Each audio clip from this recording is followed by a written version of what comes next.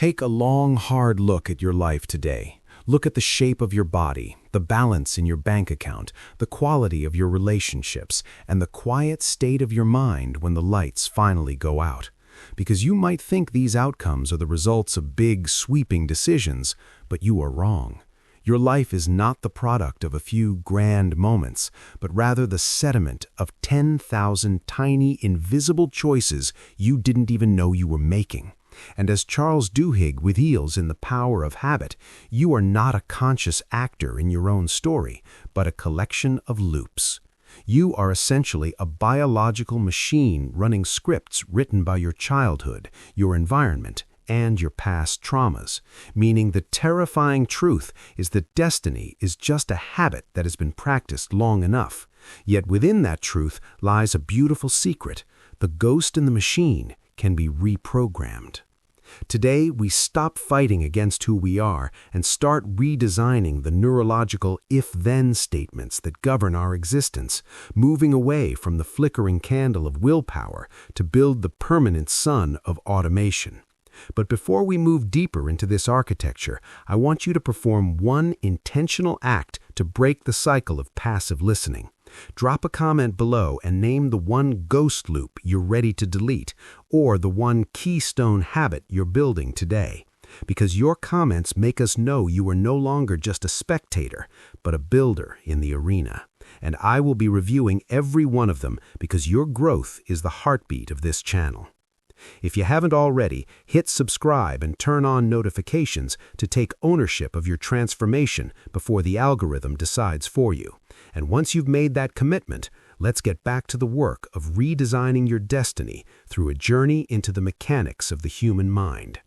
You must begin by understanding the habit loop, that three-part engine driving everything you do, starting with the cue, the invisible trigger telling your brain to go into automatic mode, which leads directly into the routine, the physical or mental action you take, and ends with the reward, that chemical spike telling your brain to remember this moment for next time. Most people fail to change because they try to kill the routine with sheer willpower, but since willpower is a finite resource that runs out by 5 o'clock, you must instead learn to re-engineer the loop by keeping the old cue and reward while inserting a new routine in the middle. This is the golden rule of habit change. You don't destroy a habit, you replace it. And this leads us directly into the concept of keystone habits, those small wins that start a chain reaction through your entire day. You don't need to change everything at once. You only need to change the one habit that spills over into the rest of your life, creating a psychological spillover effect that makes every other victory feel inevitable. As the philosopher Aristotle once famously mentioned, we are what we repeatedly do. Excellence, then, is not an act, but a habit, a truth that echoes in the hollow spaces of every unfulfilled dream.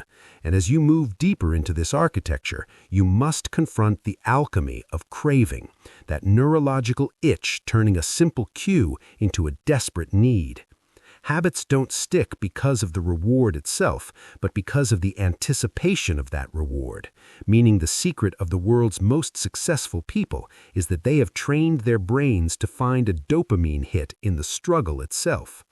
They have learned what the Roman Emperor Marcus Aurelius mentioned when he wrote that the soul becomes dyed with the color of its thoughts, and those thoughts are shaped by the rhythm of cravings, so you must fall in love with the feeling of being done until the craving serves your vision rather than sabotaging it.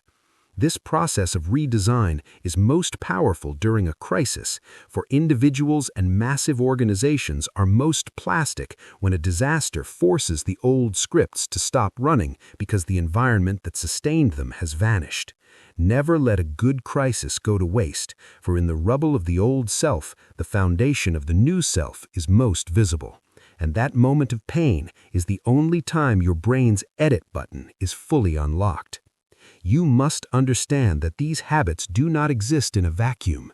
They are the invisible threads weaving the fabric of the world you inhabit, leading Charles Duhigg to identify the social habit as the engine behind every great movement.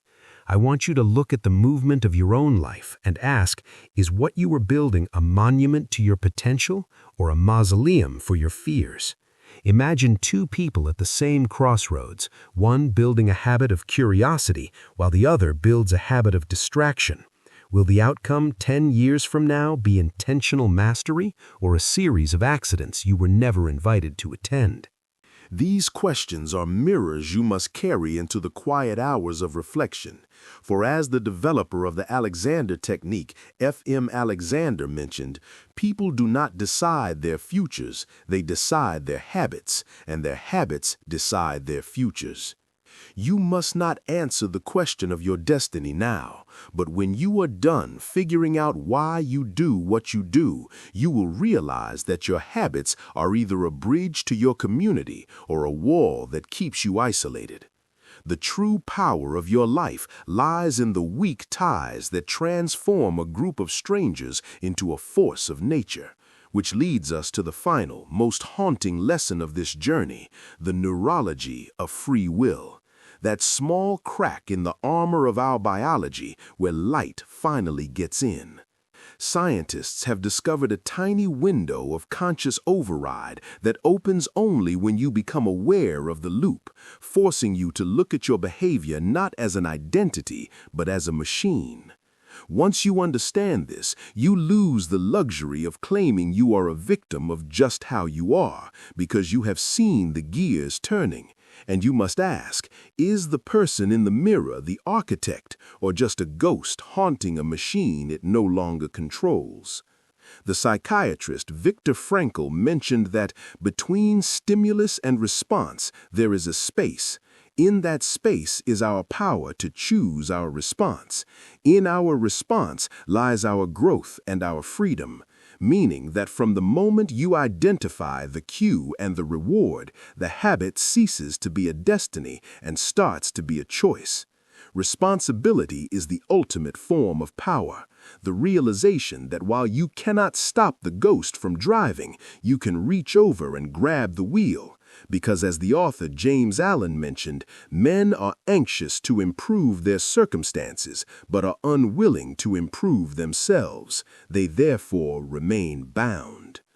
True sovereignty is standing in the gap between the trigger and the reaction, refusing to be a slave to your chemistry, and moving from the gravity of the past into the velocity of the future. To bridge this philosophy into your physical reality, you must commit to a 30-day sovereign audit, beginning with a week of pure observation where you map the cues of the ghost without trying to change them, followed by a week of reward discovery where you uncover the hidden hunger driving your routines.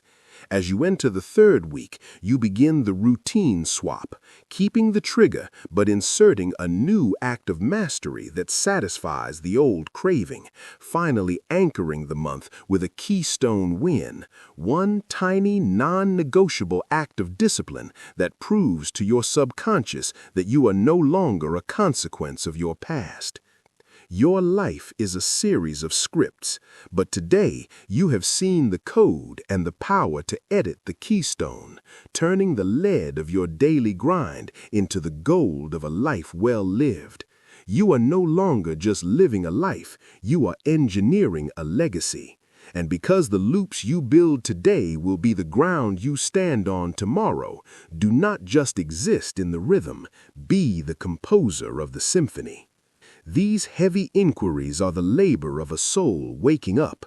They are the tools of your liberation.